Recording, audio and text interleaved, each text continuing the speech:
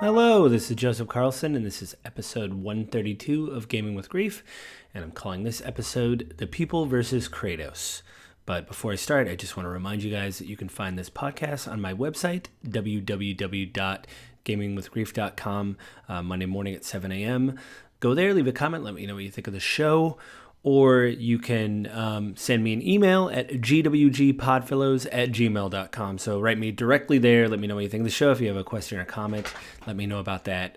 And, or however you want to look at it, you can subscribe to the show on Apple iTunes or the Google Play Store. So again, go there, subscribe to the show, let me know what you think. You know, maybe you have a suggestion for something I can do in the future, a topic or something like that. And you can find me on Twitter at JustLittleJoe. And like I always say, but I really mean it this time, I will try to get better at promoting the show and, just putting myself out there a little bit better. So yeah, I'm calling this episode The People versus Kratos. And there will be a lot of asterisks, addendums, warnings, I guess, for the beginning of this. A lot of commentary. This is going to be a really weird episode because I was going to talk about something else, some breaking news, but I don't know, some ongoing news in the gaming space, but the story, that topic is still ongoing. So this topic kind of happened to me, and I will explain basically what happened. So just to be incredibly transparent, I'm a big fan of Kind of Funny. They're a YouTube / podcasting service. There's some former IGN employees that broke off and started their own company. So they do movie podcasts about reactions. They have a daily news gaming show about just, news in video games. They also have shows about a specific platform like PlayStation or Xbox. They don't have a Nintendo show. But these things usually, they have the daily one obviously happens 5 days a week. They have the XCast, which is their Xbox podcast, and which posts on Saturday. And they have a PlayStation podcast called PS I Love You, XOXO. I am a fan of all their podcasts. I subscribe to all the feeds. I listen to all the content because I really like all the hosts. They're very knowledgeable. This is kind of where this topic came from. Again, this kind of landed in my lap. So I'm calling this episode The People versus Kratos because on episode 97 of Kind of Funny's P.S. I Love You, their episode 97, they did basically the best PlayStation character bracket, like who wins. The hosts, Blessing Adeoye Jr. and Janet Garcia, both really good. It was like a 3-hour podcast. They had blind picks. They got to 64. I hope I'm getting that number right. I tried to take notes. But anyway, everything was random because they didn't want to put heavy hitters up against other heavy hitters and then have them eliminated. Or maybe they do. They wanted there to be some stakes so things could move on. They had 4 brackets, obviously based on the buttons on the PlayStation controller, the triangle bracket. They call it the cross, but it's the X button, depending on how you look at it. The circle button and the square button, and those brackets got whittled down to the final 2 people. It was, head-to-head. It was Kratos versus from God of War, the whole God of War series. I think I listened to the episode once and then kind of went back and took notes on some sections. It sounds like from their argument, they mostly took into account the God of War from 2018, which I understand because that's like the most recent, game. They took a little bit of his history into account, but he was stacked against Joel Miller from The Last of Us, who was a better character. So it was head to head. Now this happened towards the end of the podcast because obviously it's the they're who's the better sad dad, I guess, in this category. Again, I like the hosts and I love the they had a lot of commentary. It was running really long and they admitted that. So I think they probably could have had a different argument for both the people, but they both sided with Joel Miller from The Last of Us, so he won. But I was thinking about this a lot. In fact, I woke up late at night thinking about it. And again, like I said, this episode is going to have a lot of asterisks, a lot of, and a lot of like but stuff. And so I just want to start out by saying that obviously with the podcast that I run and everything, I'm incredibly biased. I try to cover games from the perspective of grief and how that affects the people in the games, and if that is a true articulation of grief. And another asterisk, I'm just going to keep saying this, I don't know every type of grief. I haven't experienced every type of grief. If you don't know, I have a lot of past episodes talking about it, but I spent a lot of time researching this episode, so I'll just go over my history very quickly so I can get into their argument. From 2016 to 2020, I went through a lot of grief. Both my parents passed away. My wife had 2 miscarriages in that amount of time, and also in that amount of time, she prematurely gave birth to our son in the hospital, Adam, and he died. At the end in 2018, a very close friend of mine that I've known since I was 17 passed away from cancer. I'm turning 42 in a week, so he died in 2019. So 2016 to 2020 was a terrible just amount of years. And then the cherry on the top, as I've said in other podcasts, which was really bad, in 2020, my cat, who I've had for a very long time, died in our home very early in the morning, I think on the 27th of November. The only way I remember that is because we have a plaque with her ashes, and so she is commemorated on the day that she passed away. So getting back to my argument of, I don't think that the hosts of Kind of Funny are wrong or incorrect. Joel is an incredibly compelling character for games. The amount of grief that he suffered, again, another asterisk. I'm going to spoil both The Last of Us Part 1, The Last of Us Part 2, talk a little bit about Kratos' history from like the PS1 game, and mostly focus on 2018, because I think that's kind of like where where his character changes to become something much different than it has been in the past. And, again, I don't think the hosts, Janet or Blessing, are wrong, Joel, but I just think, and part of this, again, another asterisk, is that, their podcast was running 3 hours, and both these people work for a living, so you got to move it along. I just wish there was a better case for Kratos. So I guess in a way, I am doing this. I doubt any of the people involved at Kind of Funny will ever hear this, but I want to make the case for Kratos and why I think he deserves to be the best PlayStation character of all time and not Joel. So this, again, is a weird episode because I'm commenting on something that people are already commenting on. They had many people in the comments. I was listening to the show. They live record, and they had people in the comments responding. And they did polls when they were kind of at a stalemate between Blessing and Janet. The producer, Barrett, Courtney, kind of came in and kind of gave his take on things to kind of break ties. But it was a good conversation. And that's one of those things, I know there's a lot of negativity online. Stalking is a big deal in games. But, a lot of people in the comments, I was reading the comments because I watched the end of the video to kind of come up with this argument again and try to, draw it out or at least understand and not characterize either of the hosts wrong. People said, it was great hanging out with you guys for 3 days, And I think that is the best intention. The idea that, you listen to a lot of these people for hours and hours and it just feels like you're hanging out with old friends. Again, stalking is terrible. Don't harass people or, but at the same time, people owe me nothing. I don't know. That's just a quick aside. I've just seen a lot of negativity online about, there was people in the comment of that video like, oh, you haven't played this, you haven't played that. Oh, like turn your PlayStation, turn your PlayStation gun in your badge. And that's not how this works, again, I am incredibly biased and I'm coming at this from a very specific point of view, but I want to make the case for Kratos and say why I think he's better than Joel. And again, I'm going to spoil The Last of Us Part 1, which I've completed, The Last of Us Part 2, which I've completed, and I'm going to spoil God of War 2018, which I've completed. This was a long time ago, though, so I spent a lot of time this morning watching videos from different YouTubers. Some of them I'll call out, some of them I won't. I'm sorry for not calling out everybody, but I was watching so many videos by so many different YouTubers. I probably could have just taken the time to write down, but I did some and not the others. And again, asterisks, I think Blessing and Janet did a great job, but I want to make the case for Kratos, and so allow me to make the case for Kratos. So what I'm going to do is, again, spoil these games.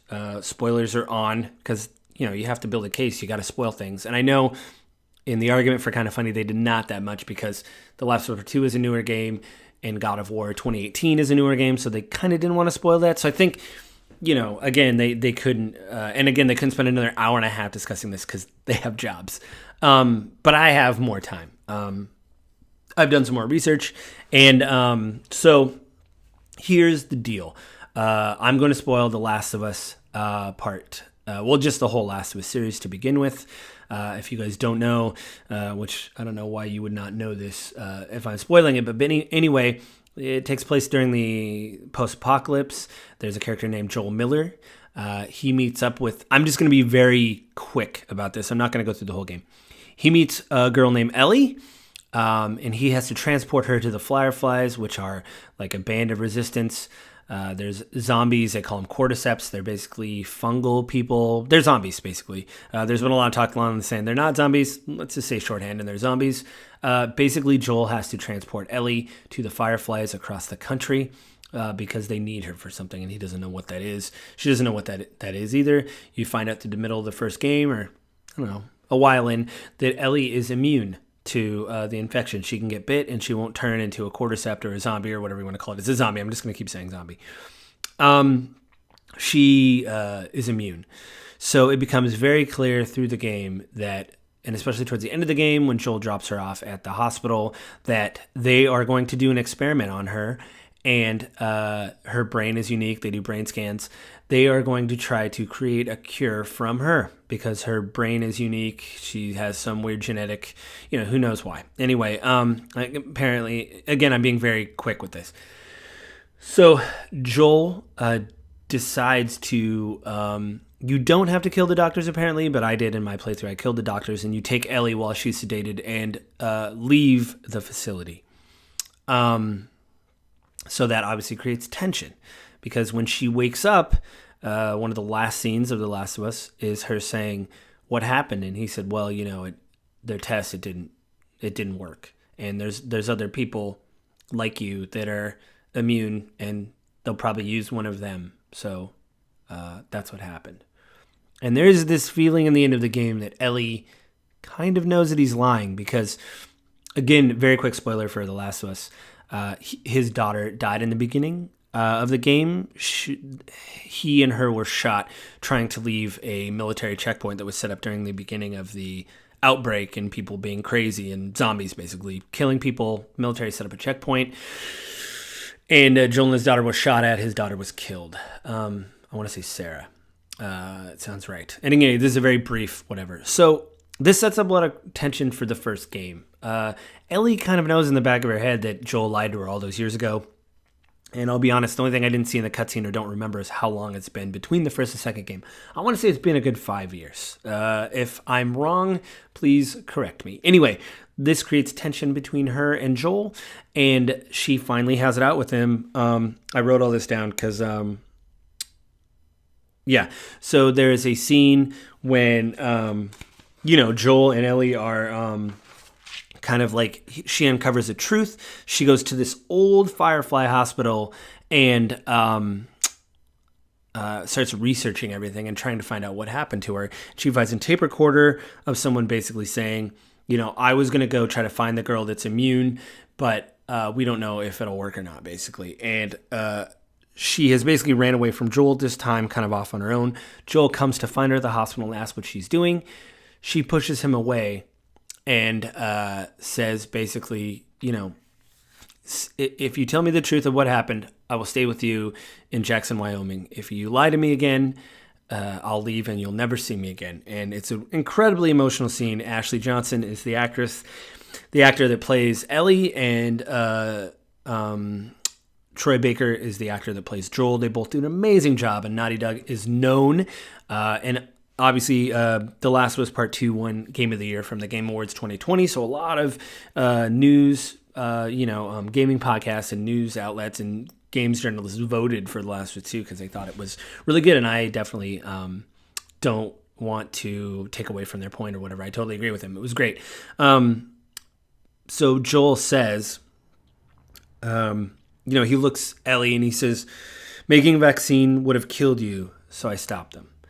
And Ellie breaks down, and she tells him right before he says it, she says, just say it. And he finally says it. He says that. And, that's the crux of the scene. But in the background of all this, there is a flashback that shows that the doctors that Joel killed to get Ellie out of the facility in the first game, one of the doctors had a daughter named Abby. And so now Abby is hunting for the person that killed her father. And so basically, again, I'm spoiling both these games. During the beginning of the game, Ellie and her companions, I'll say, to keep this very quick, find Joel and beat him to death. Ellie makes it just in time to see basically Joel take his last breath and get beaten to death. Abby decides not to kill Ellie because it seems, I didn't watch this scene, I just watched all the scenes around it, so that shows what a bad job I did. But if I remember right, it's basically like we've done enough and this is ended. I got him, I killed Joel, I'm done. But in Ellie, this creates guilt and, revenge. She wants Joel to be avenged in a way, and it starts to eat away with her. And she goes on this strange quest to find Abby through the game and kill her. And so a lot of people say Joel is this incredibly interesting character. He's flawed, especially at the end of the game. He's basically lying to Ellie to, set up this weird version of the future. So, it's really strange. But basically, there is... I don't know how to do this. So, there's a scene in the middle. Joel in the game has a brother. He's been dead for a while. Ellie settles down with her girlfriend, Dina, and they have a baby, JJ. There's a potato song in the game. It is very adorable. Just go on YouTube and listen to the potato song. It's probably one of the most adorable songs I've ever heard. Anyway, so Tommy, Joel's brother, Tommy, comes back, and he's hurt, really hurt. And there's a few scenes before this. Dina and Ellie are living on a farm, and they seem to be somewhat happy. There's some scenes with Ellie where she is suffering from PTSD, and she is not in a good way, but she seems to kind of be picking up the pieces and trying to have a better life with her amazing girlfriend and their baby. Now, here's the deal. I want to stop right here and say this. During Kind of Funny PS I Love You XOXO, and I've read this a lot online, many people will say, well, listen, we watch, we read, we play fiction or play games, or we experience stories where it's difficult to watch characters make bad decisions, and that's just how it is. That's the story that people wanted to tell. They wanted to show this person in a terrible place and just say, this is what it is. Now, I agree with that. There's a lot of crazy fiction out there that you're either rooting for the bad guy, or again, like people have said before, man, this is a really terrible decision. I really wish you wouldn't do this. And I found myself doing that a lot in The Last of Us Part 2.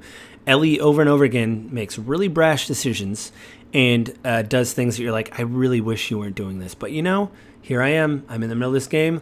Let's see where they go with this. Let's see what happens. Let's see how her character is portrayed through these terrible things that she does. But here's where the rub of my argument gets to, and that's why I went into Last of Us for about 18 minutes so far, 19 minutes. I think, at least for me, again, in asterisks, I'm very biased, and I'm coming at this from a very particular place. But we watch those movies because I think, well, again, for me, I won't speak for everybody. I watch those movies where people make horrible decisions to see the turn. I want to see when someone finally hits rock bottom emotionally, physically, mentally, and says, I'm done. And now I want to see the upswing.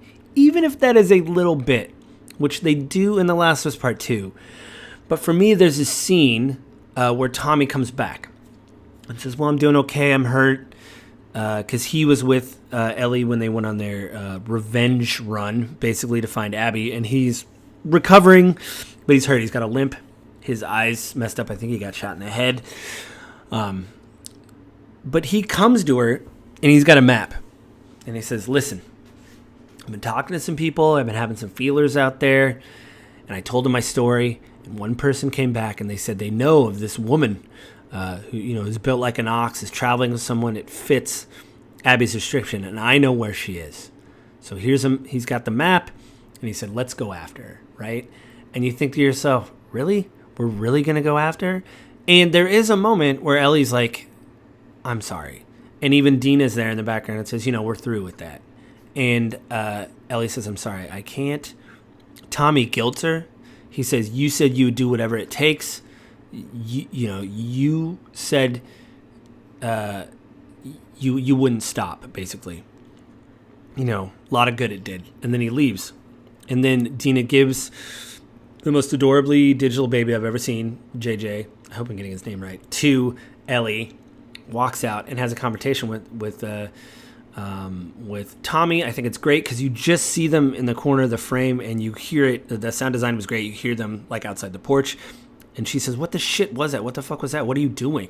We're done. We got to be done. And he says, well, she said she would do this basically and she didn't. So you know what? You guys have a good life basically.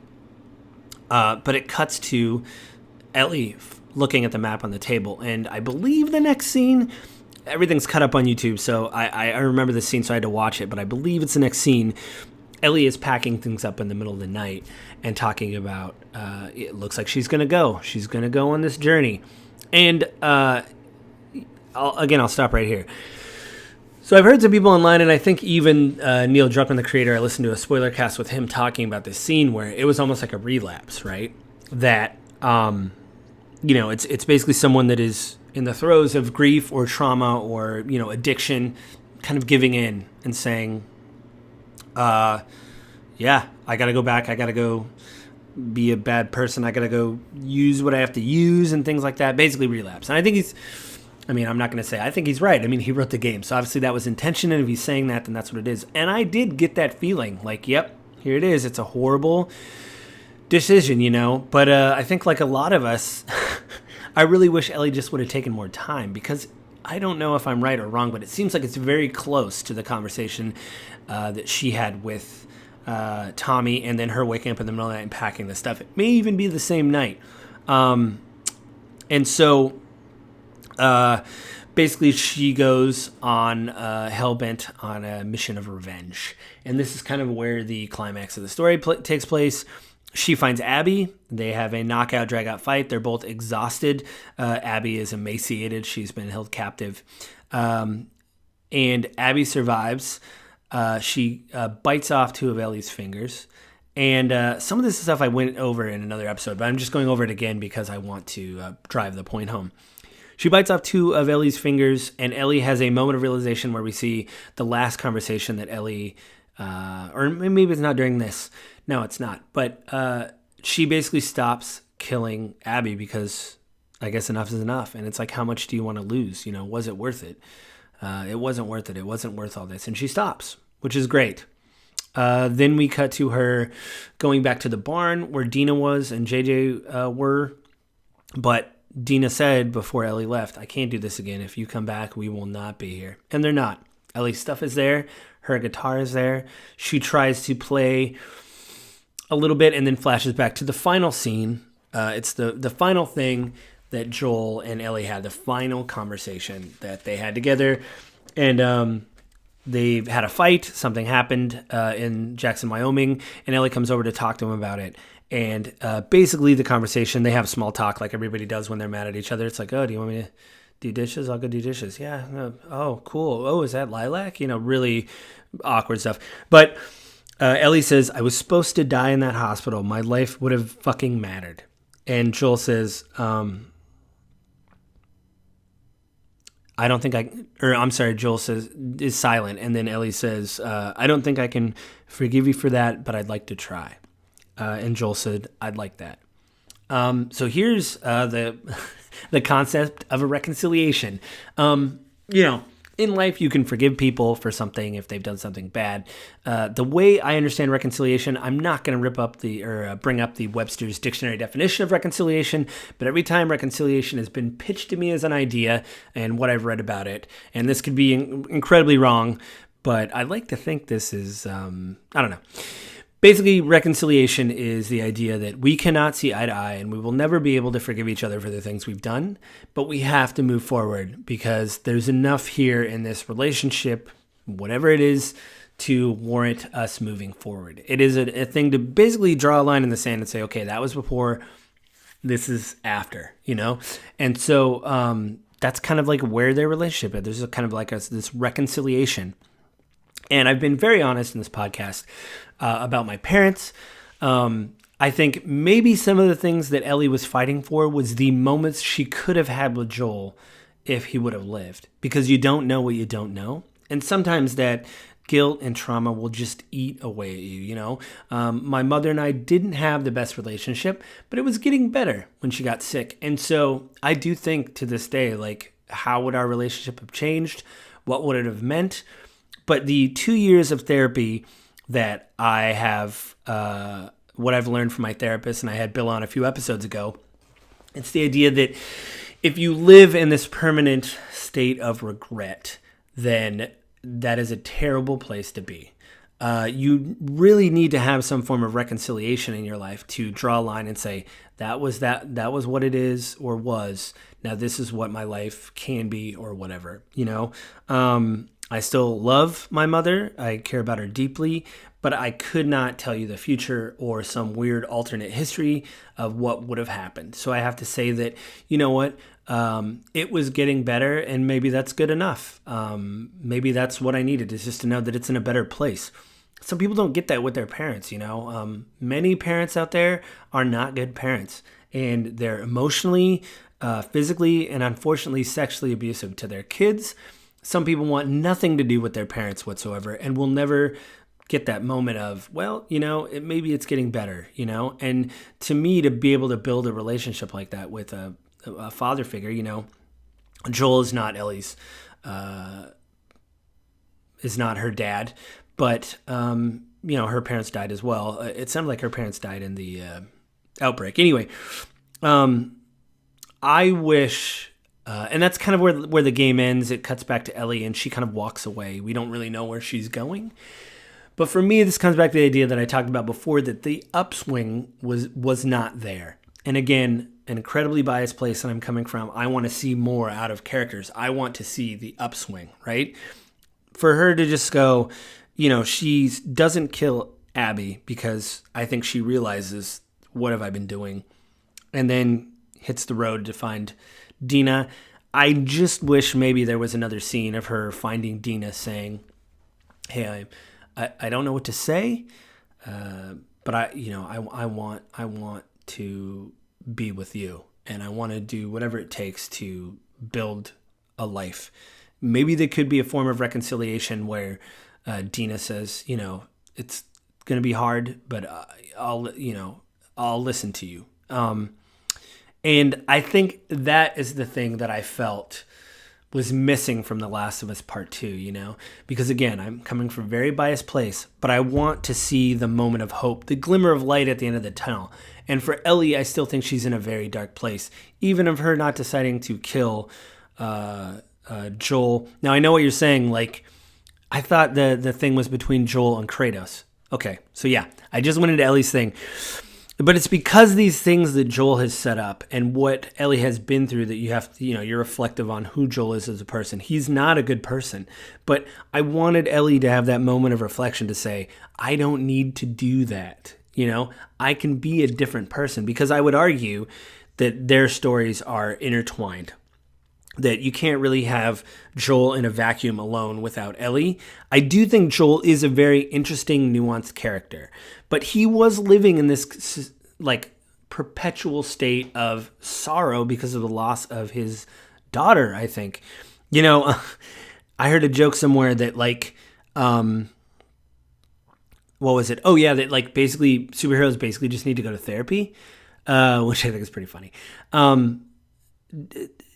Joel isn't the type of person to talk about what's going on, but I think if he would have had a moment with Ellie or somebody to just say, he basically was, I mean, to be very frank, he was basically doing what I was doing after my parents passed away, and our kids passed away is I just kind of shut down emotionally. I was kind of in a like a fog brain state where I would just kind of walk around like a zombie. But Joel is kind of just perpetually living in that state. And again, I want to see the upswing.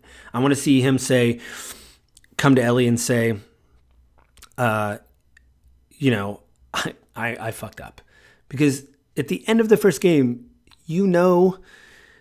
Ellie knows that he has lied to her, and I believe Joel knows that she knows. I hate doing these know that she knows sentences, but I think he knows that she knows that this is what happened, and it's strange to me. So again, it just feels like, Ellie is taking the worst lessons from Joel and continuing on this part of revenge. If there was more time or more reflection, we would see more of an upswing. Now, here's the other asterisk that many of this whole episode. Not every story has to be happy-go-lucky, whatever. But I just want to see that glimmer of light, that pinprick of starlight that just comes out at the end and says, "Here's what it is. Here's the hope." And I didn't get that from the end of The Last of Us Part 2. I got what is happening now. I want to stop this part of the conversation by saying Naughty Dog is probably one of the most premier developers in video games. The writing is incredibly thought-provoking and amazing. And every time you mention The Last of Us Part 2, I want to have a discussion like this with somebody back and forth, and my views and things change on it all the time. And that is a testament to a great work of art. If I can sit here for 31 minutes and talk about how I think Joel is not a good person, then Ellie took the most toxic parts of her personality and it just became her being. That's a tragedy. And I think that should be celebrated. But for me, I want to see just a slight glimmer of light. So you're thinking, Joe, you've gone on for 30 minutes about Joel in The Last of Us. I thought that was supposed to be about Kratos. Well, my friend, or the two people that are listening or whatever. Here we go with the Kratos thing. Now, if you don't know about Kratos, I did a deep dive into him, and it went in this crazy direction, and I went on a lot of YouTubes. I watched a clip called Kratos Killing His Family from the PS1. It was 2 minutes and 42 seconds. It was by Rabid Retrospect Games. Thank you so much for posting this clip online. And it basically shows that under Rage, Kratos was a soldier in the Spartan army. There's a lot of talk online about how he got his powers, and I'll be honest, people disagreed with this. Basically, he got Ares' attention through a bunch of battles that he did in Ares, made him like a recruit, but then through a fit of rage, and again, this is where people kind of don't agree online, Kratos just killed his family. He didn't do the thing where he went on a rampage and killed his family for no reason. They were part of a settlement of people that were in a temple that was for Athena, I believe. If I watched the right clip, it was for Athena, and he's obviously following Ares. So he went in and killed everybody in the temple because they were like a false god. In his rage, his family was there, and he killed his family. Again, there's a lot of talk online about if he was enraged during bloodlust, or how he did it. Basically, he killed his family. It's a PS1 game, so it looks okay for back then. It looked like it was up-resed or something. I don't know, but you do get that feeling where at that moment he chooses to have revenge and go after the people that basically made him kill his family, and he decides to kill Ares, and he becomes the god of war. That's the thing. It's called God of War. He becomes the god of war. But really where I think the better part of his story picks up is God of War 2018. Just for notes, God of War 2018 won the Game Awards 2018 game. So basically we're pitting two games that won Game of the Year awards from the Game Awards against each other. So that's not easy. And again, if you had a 7-hour podcast, you could probably go over why these things were the way they were. And, yeah, it kind of made sense that these two things were together, because Spider-Man was in the running in the PS I Love You XOXO. I love Spider-Man, but come on, man. Anyway, I mean, I love him, but really? Anyway, so Kratos, his basically, again, I'm spoiling both these games. The 2018 God of War starts. I watched the first 9 minutes that GameSpot posted a few years ago, and it's 9 minutes and 19 seconds, and it shows the beginning of the game. Basically, you have a boy named Atreus. You're in a snowy place that we heard before the game came out. It was based in Norse mythology, so he's obviously in some like the Midgard or like some mid whatever. And you see a golden handprint on a tree. Kratos touches the tree, cuts it down with this massive Leviathan axe, and then because he's a god, he just picks a tree up like it's a piece of kindling, brings it home, and tells his son, I think that's the last one, Atreus and him go back to their home, and he is building a funeral pyre for his wife who has passed away. She's mortal. I know out there online that they have revealed who his mother was, and that is one of the cutscenes I did not write down. Part of me doesn't want to know, though. I played the game and beat it, but I didn't remember that. I liked her being kind of just an amazing woman who met Kratos and wanted to be with him. So after I record this, I will go and spoil it for myself who his wife really is, you know? But he builds a funeral pyre for his wife, and basically, you know, one of her last wishes was to scatter her ashes on like the top of the tallest mountain. I'm paraphrasing a lot of this. So him and Atreus take his wife / Atreus' mother's ashes, and they go on this journey to scatter her ashes. I think with the giants or whatever. But again, I'm paraphrasing all this. But Kratos has never told Atreus about his past, that he is part god or a god, because he was a god and he was cursed and he did terrible things. Again, he killed his family in the PS1 game, and he's done. When I play the games, I played the God of War 1. I completed it. I played part of God of War 2, but I had that collection on PS3 that had like 4 or 5 of the games, the ones on the PSP. And I'll tell you guys, if you try to play 4 or 5 God of War games in a row, you get burned out pretty quick. So I think I got through 1. I remember that. 2, I think I maybe completed. No, I completed the 2 PSP games. It was like Ghosts of Olympus and Chains of Sparta.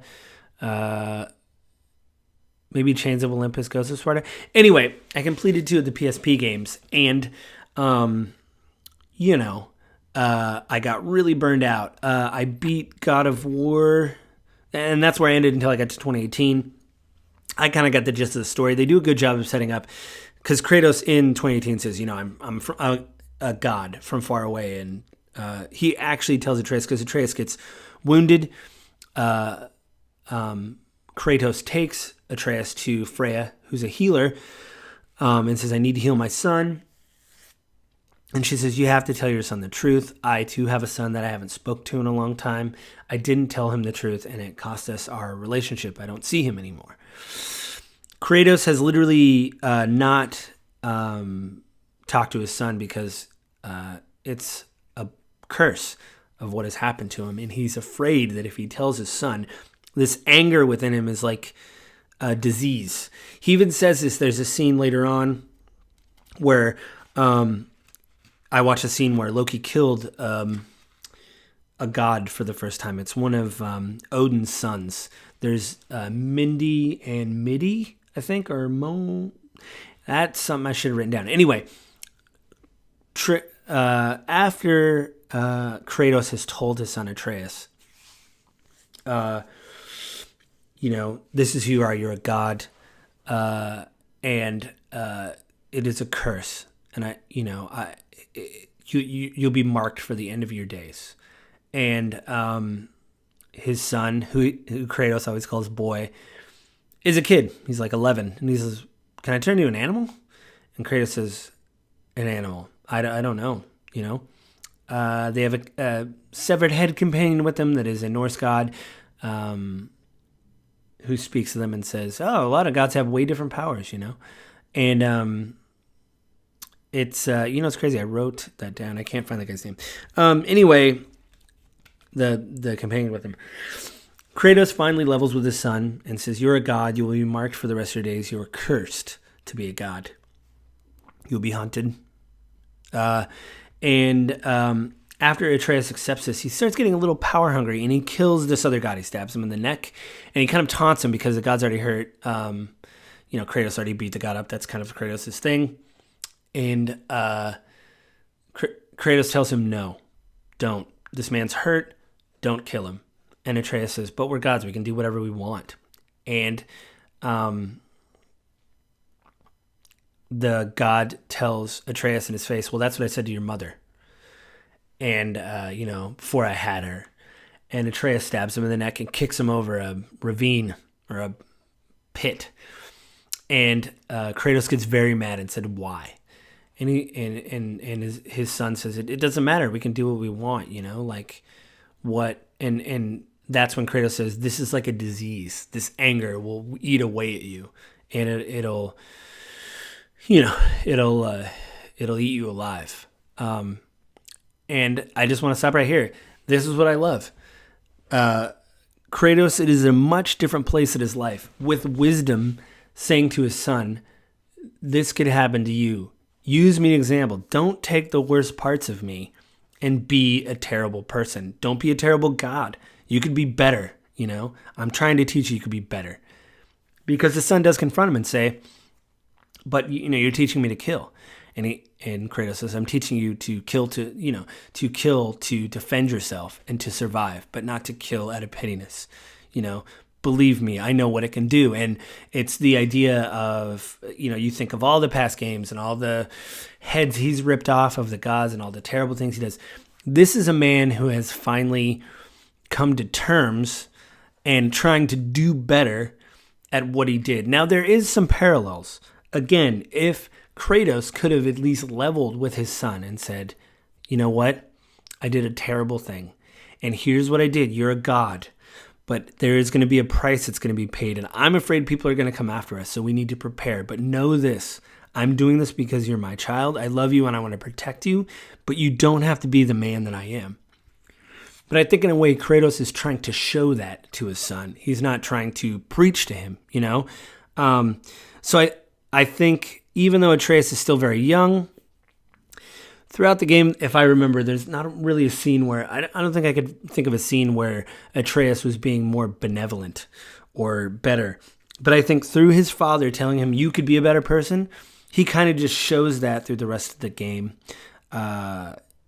There is a massive confrontation with Balder, who's a god in the end. And Balder's immortal. Freya is his mother, as said before. And she basically says that, I made a mistake because she didn't want her son to die. She basically dipped him, or basically made him immortal to everything except hemlock. And Atreus has some hemlock arrows, and he uses one on Balder, so he basically mortally wounds him, and then the protection fades from Balder, and Kratos kills Balder. But here's the deal. Balder was strangling his mother and going to kill her for what she did, because Balder can't feel anything because of the wards and things she put on him to protect him from dying when he was young. And he tries to strangle her because he's so upset with how his life has turned out. I mean, again, I'm being very quick with all this. But I think it's because of the way his life is now. He's just so emotionally wrecked. He literally and physically can't feel anything. So what is the point of anything? He tries to choke her, but Kratos gets him off her, puts him in a full Nelson, and kills him. But something very important happens right before he kills Balder. He says the cycle must end. Because Balder, even when he was mortal, didn't stop in his anger. First, he went after Kratos when he was immortal and fought him in the beginning of the game, and was going on this hell-bent mission to destroy him. Because what would be cooler than destroying a god? I can't feel anything. It doesn't matter. There's some great fight scenes with them, and I'm probably being really reductive, so you could write me an email and say that was terrible. You missed like these 7 plot points. And I'll be honest, I was really just trying to build a case here, guys. And ladies and people, I was trying to build a case. I was trying to say, this is what I want. Kratos is my guy. But again, through his actions, Kratos tries to take the best part of himself that he has built and show that to his son. There is an upswing where at the end, when he scatters his wife's ashes, he says dark things could come because lo and behold, his son's real name is Loki. And Loki could bring about Ragnarok, which is a really bad thing. There's a winter and then a firestorm. I guess depending on what myth you read, it's an all-consuming fire. But that's basically how they set it up. And it appears that obviously because Kratos has killed Baldur, that Freya, she says in the end cutscene, like I'm paraphrasing, but basically, I'll hunt you to the ends of the earth. You will never, ever be safe. This is your life now. I will come after you. So it's almost this double-sided thing of Ragnarok is coming and Freya, apparently. But I think through his actions, Kratos is being the better person, even in the middle of the game where he has to go get his... he's using the Leviathan axe that has ice powers. It's really cool in the game. But since, like I said earlier, his son is sick, Freya says, you have to go to hell and get me the heart of the person that guards the bridge to hell. There's a bridge keeper. I need his heart to save your son, but your axe will be useless because no fire of this world can light a fire in Helheim, in hell, and your axe will be useless. So Kratos goes back and gets the Chaos Blades, the chain blades that he has in the first games.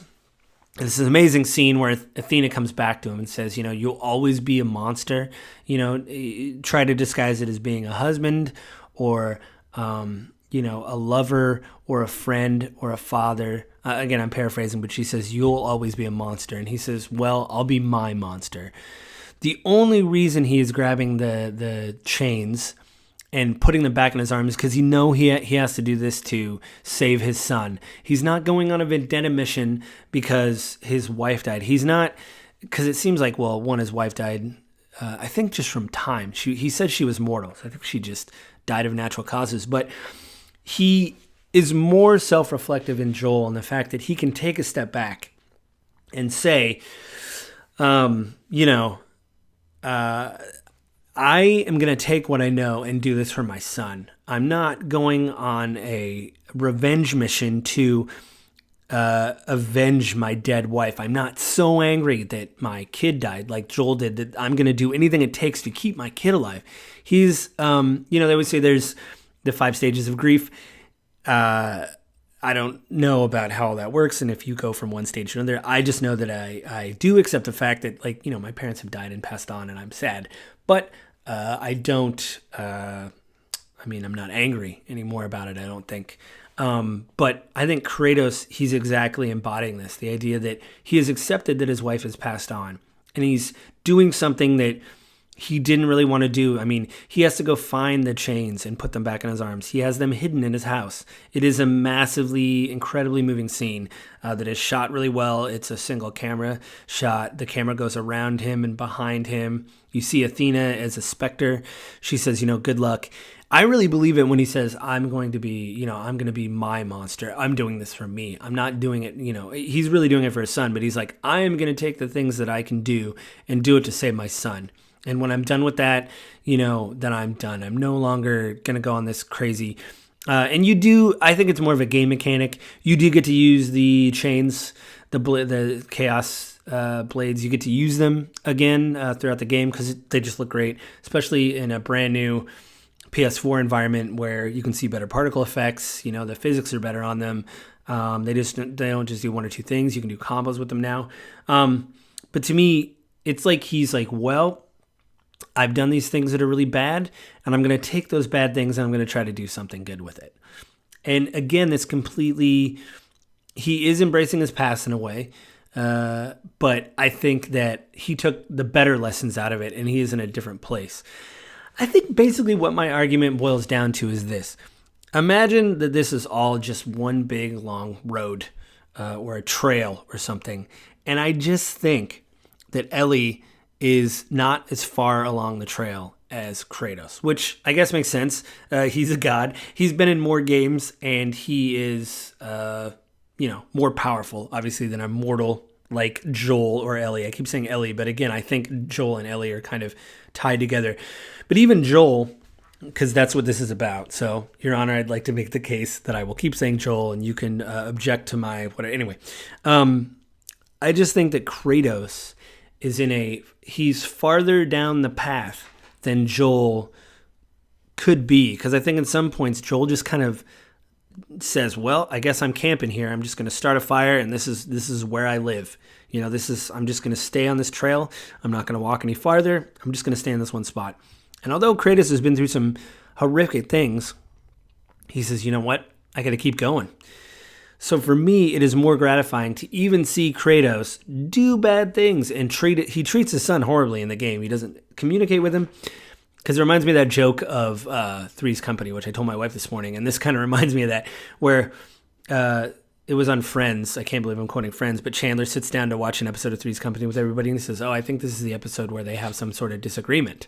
And I think I felt a lot of that through both The Last of Us Part 2 and God of War 2018. If they would just sit down and say, you're going to be marked, which Kratos actually does much earlier in the game. He says, this is not good at all. This is what's going to happen. People are going to start coming after you. You're marked. You need to be prepared.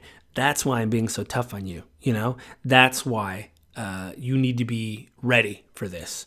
And I think they're going to lead up to it in Ragnarok, which is the next game that's coming out in a little bit.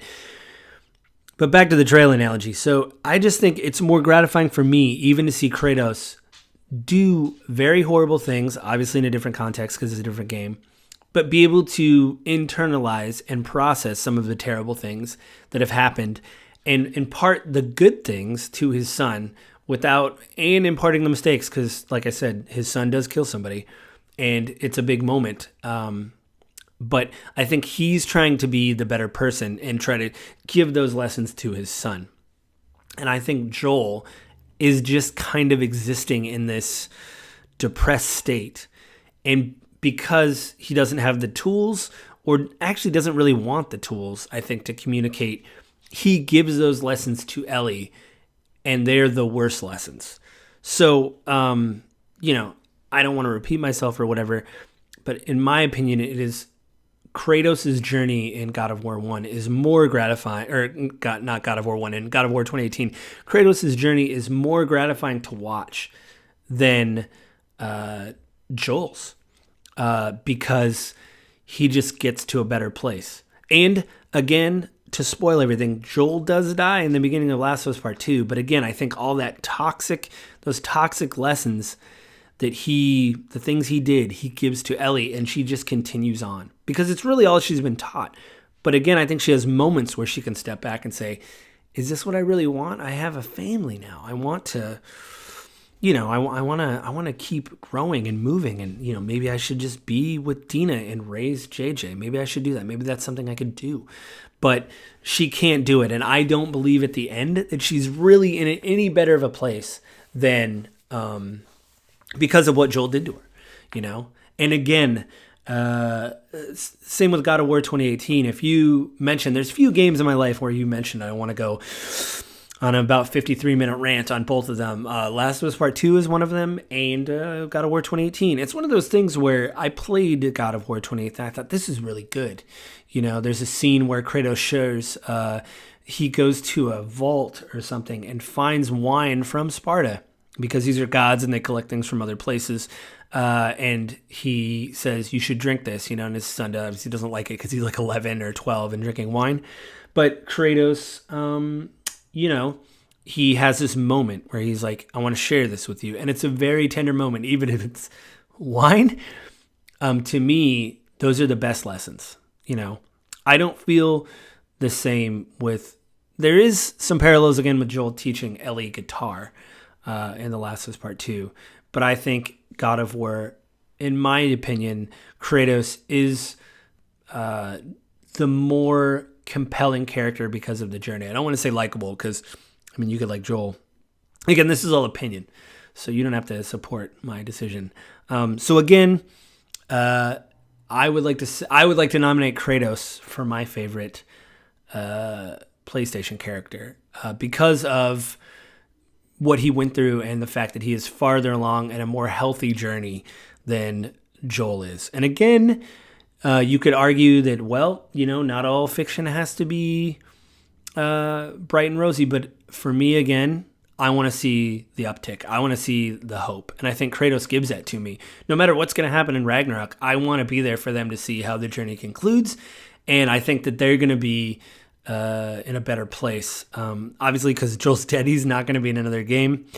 But maybe if there is a Last of Us Part 3, I don't know. If Naughty Dog has plans, maybe Ellie will start to put things together, and that will be gratifying to see, and maybe there will be a lesson from Joel. But I want to say that I enjoyed Kratos more. I'm enjoying his journey more, and I want to see what's next. I don't really, not that I don't care, but Ellie's / Joel's journey is a little bit of a downer for me, or I don't know about a downer is the right word. It doesn't excite me the same way that Kratos' journey excites me. How about I say that? I'll say that.